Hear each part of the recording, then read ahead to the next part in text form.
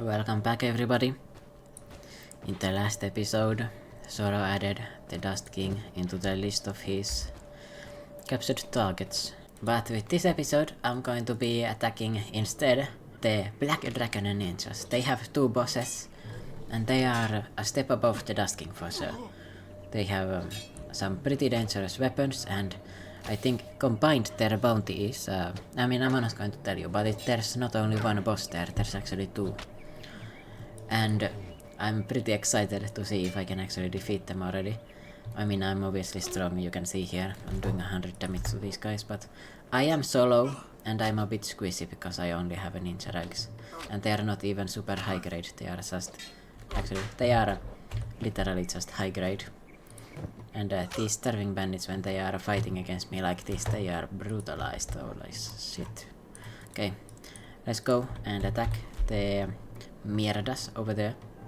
The food thieving bastards in the ninja tower, I think it's called. And yeah, these guys also have a tower.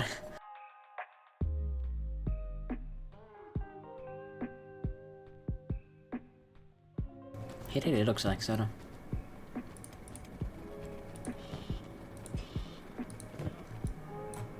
That is because he is Zoro. Oh wow, cat is still not dead. But I'm sorry, I need to resist my urge to save you. I don't want to play with two characters. It's just a rule. I'm forced to leave you here. I cannot help it. Yeah, cat is dead.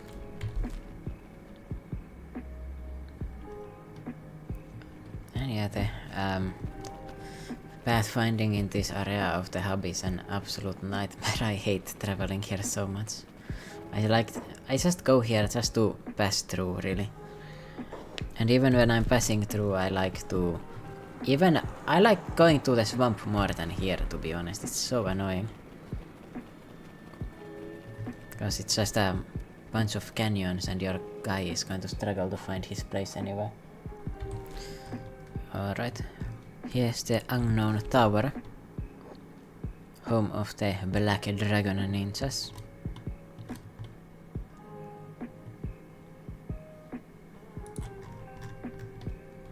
And this place looks really different at night.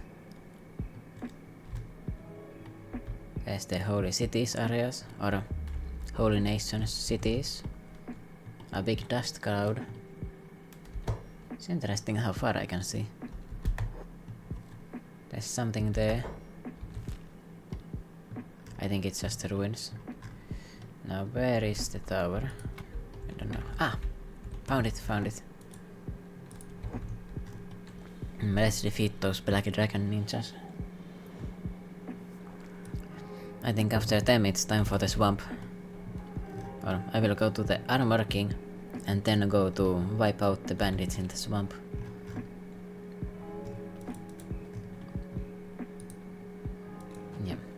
They've got Black Dragon Genin over here. They've got stats around the 20s, so they are stronger than the Dust Bandits. And there's actually Dimak, one of the leaders. They only have bounties in the Holy Nation though.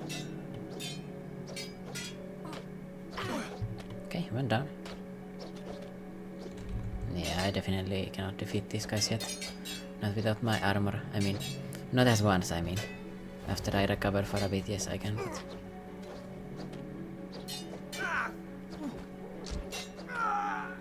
There's someone also sniping me. Okay. I need to run a bit further away, just in case they do something to me when I'm knocked out.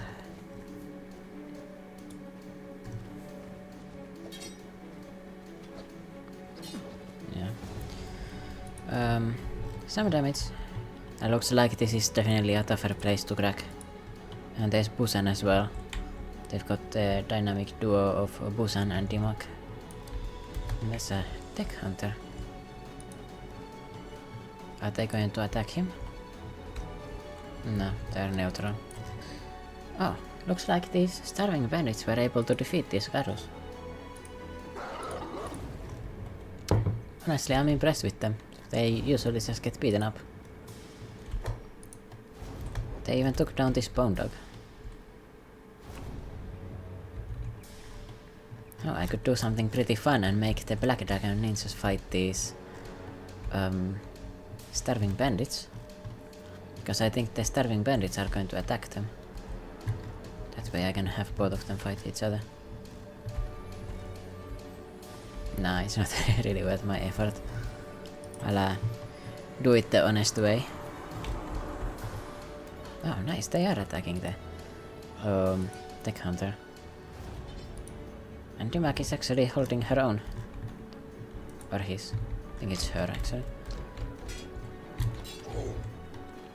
I'll take advantage of the confusion and fight them too.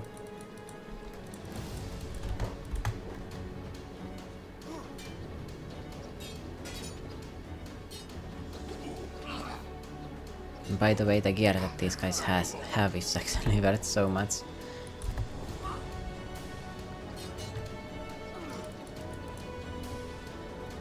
Because they've got 2 weapons.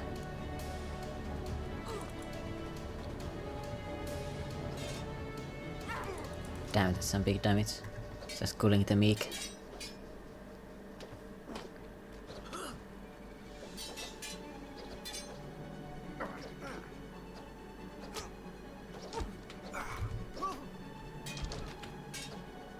That guy just got sniped.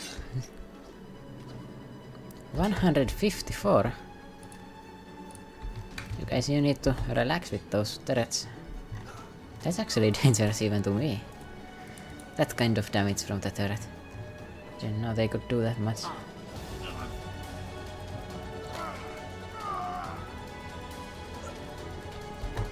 There's some damage to Buzan or Dimak. I mean, wrong name.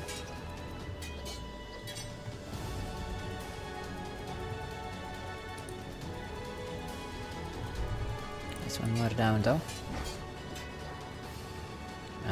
Just getting shot by their own turret. I think that one looked like it went down to blood loss, yes. It was a blood loss KO basically. And I'm just getting attacked everywhere here.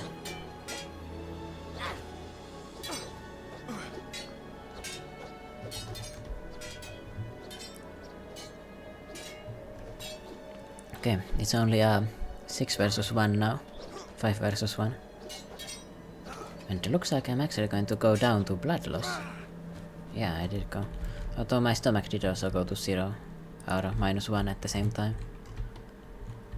And the funny thing is, because my toughness is so high, and this amount of bleeding is basically nothing to me. It's not an issue at all.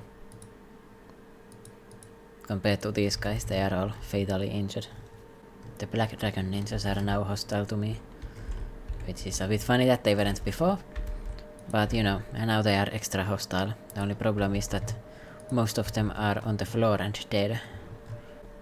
That one got up. They're missing a left arm. Okay, they got up only for a moment though. Now they are just a pool of blood. This one is also going to lose their arm. Yeah. This is just a border zone, so it makes sense that I'm able to defeat these strongholds in quotation marks. They are the weakest bandits in the game. But they did force me to retreat twice. That's better than the preachers could really hope for just by themselves. I think most of the damage there was done by the big things and stuff. And that's Dimak down. Let's not first aid her yet. Oh yeah, she has a Meito ninja blade. Okay. Otherwise just standard stuff, but yeah, even though she had a Meito, it barely did any damage to me. Okay. This Ganon. Easily defeated too.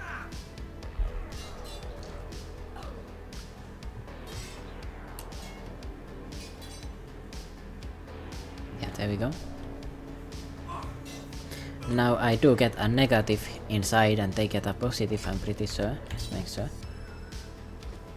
No, they don't get any positives inside. That's actually kind of bad.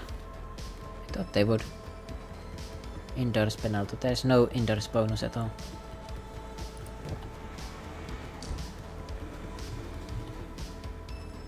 And oh, here we go.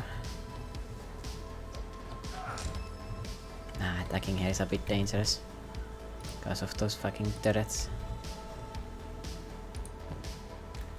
Oh, actually I went down to blood loss. I'm just going to wait here for a moment. These guys are going to start bleeding out. Or at least one of them. This one has some rather serious issues with their hand.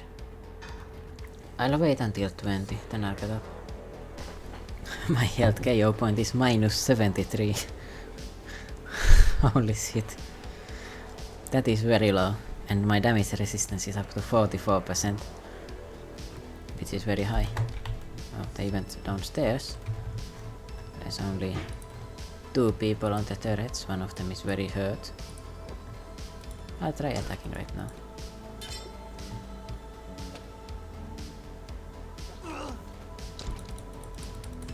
Nice, he hit my head. I just need to hit him a few times. So that he's going to be starting to bleed to death. Like this. Exactly. Is this the last one left?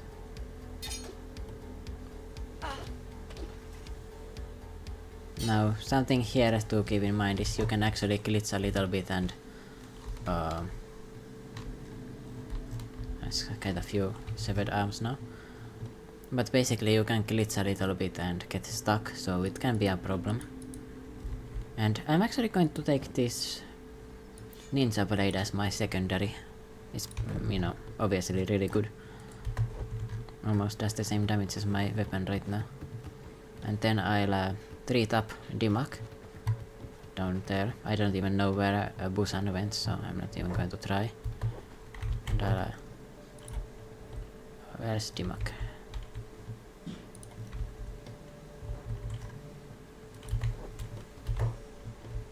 Did she get enslaved? Might have. As possible.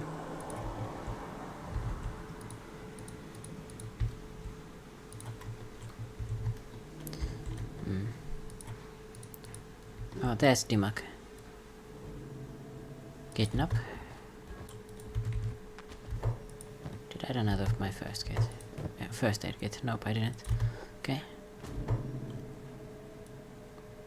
First aid you so that you don't die. Where did you end up? There we go. I don't want to have your dead corpse, because it doesn't make me as much money. And well, Zoro is not really that evil. Alright, time to kidnap you and sell you to the Holy Nation. Your life of crime is over. Basically. Now, fortunately for whoever out of these ninjas survived, the slavers are here, so they are not going to die probably. They're just going to be rather badly roughed up. And I got unhostile for a moment there, but then my bleed damage made sure that they are hostile again. Because like the more damage you do, I think the more the relations get worse, and the more you heal important characters, the more they get restored. Like Buzan and Dimak are their leaders, so when you heal them or you damage them, you affect their relations more than their ordinary currents when you damage them. Which is another mechanic that makes Kenshi a really deep game. There's so many different things you can do. Okay. Both of these guys are now wiped out and it was rather easy. Honestly, I could have gone here first. I didn't really need to wipe out the rebel farmers. Once again, they seem to have been by far the toughest, but their fort did not have any harpoon turrets, so, you know, pluses and minuses. Also, the ninja leaders and the Dust King are definitely stronger than Simeon was, but otherwise, their followers are way weaker. Like the Dust Bandits and the... Yeah, there's... I thought the Holy Nation was attacking me, but it's just random guys bothering me. There's the Preacher still. I can't return them here because the preacher is in this jail. I'll put Dimak in there instead.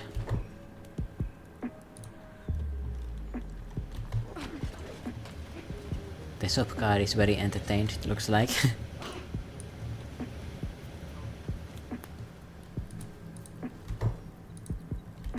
Here's some shinobi thieves.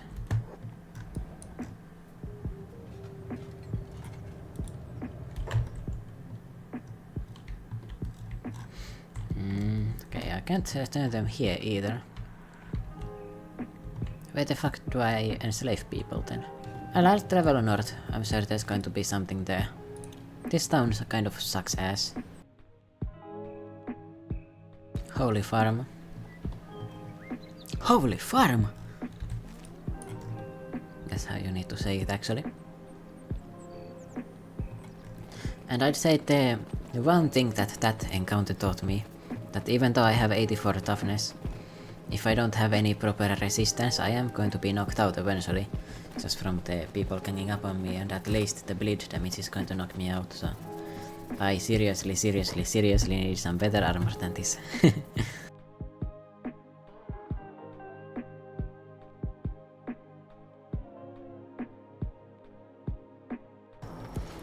This is, by the way, where their leader lives.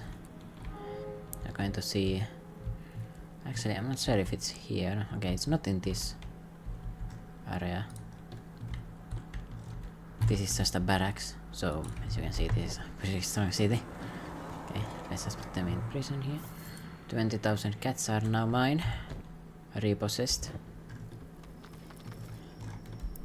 I think the leader is going to be in here. Or in that one, not sure. Here, there we go. Oh, there's a high paladin.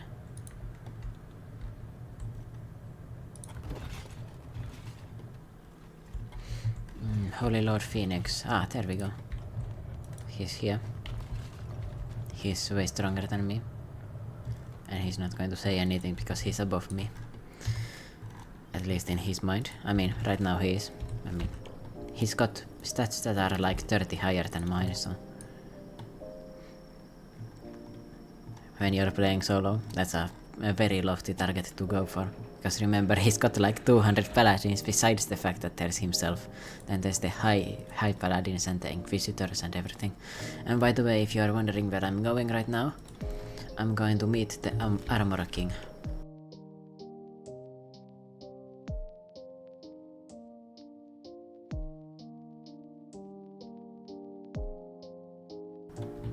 Thank you for the ration pack. I will be happily eating that right now because I am a bit hungry, looks like.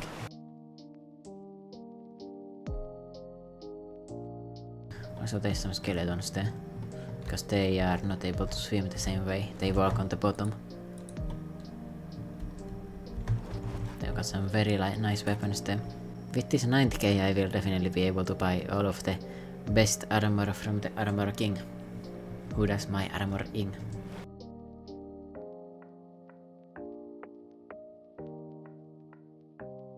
Maybe it would be easier to go there from the north.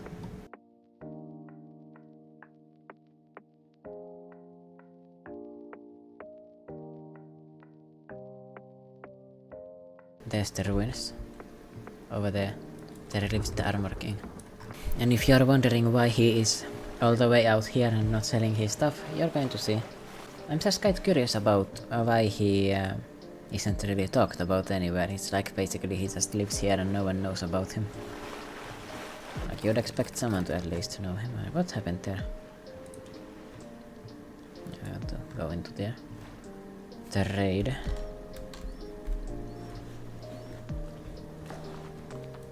I've reached Armor King. He's got some security here, and each one of these is as tough as the Holy Lord Phoenix himself.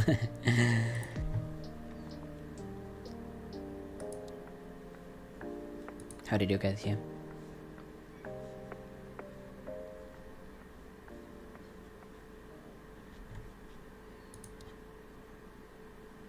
$937 years, so yeah, basically during the Void Century. So this man is very ancient, and he is absolutely terrifying, as you can see from his weapon and armor. And I imagine he is wearing masterwork stuff. I'm not interested in reading the rest right now. He's got an edge type of 1 desert shaper, and well, this is why I came here. Let's look for masterwork stuff. Leg plates. Okay, so that's not even that expensive, and it's immediately masterwork, so as you can see, stomach protection, and then 80% cut resistance, so I'm never going to need to worry about my legs being even damaged again. 20 points of harpoon resistance just changed to 85. And all of that is just for a 0.94 athletics malus and 0.98% combat speed effect. Basically nothing at all. And that is very expensive, that same shirt. And there's my police helmet for Zoro. But okay, armor. He's got a specialist samurai chest plate, nothing better at all. Unlucky with that actually. Usually he would have something masterwork. But probably my shirt first. Let's focus on that. Let's buy it, it's only 23,000. Actually kind of cheap considering how much more expensive these shirts are. So this is a masterwork. It's worth 59,000. Combat speed 0.97 and dexterity is 0.9. I cannot afford it right now, but if I were to perhaps sell that, yeah, so this is just a better version of that. Faster stuff. Yeah. Well, I did not have that secondary weapon that long, and that one I'm definitely giving away. So do I want to have the blackened chain shirt? I mean, it's masterwork, it's basically the best I will ever get. Like, this will be my first and last shirt, I will have this until I die. They've even got some Hyper chain shirts for the Hyper characters, because they cannot wear normal shirts. It would be ideal if he had chainmail here, but looks like he did not have it this time. Then my flared helmet might turn into a bit of an issue, like the first limiting factor. But it should be okay, I mean, I'm going to be so tanky now. This makes me a bit less dexterous and makes me a bit slower in combat, but I mean, boo-hoo, really. I mean, honestly, he didn't happen to have the best helmets here anyway. And the only thing I can upgrade is this up to a masterwork. Masterwork specialist. Yeah, I moved into the late game now. Or not the late game, but pretty late game. Only problem is I don't look a lot like Zoro right now. And now I look a bit. And with that I can pretty much finish the video, so thank you for watching everybody, and join me next time as I'm going to attack the swamp tribes. Bye bye everyone.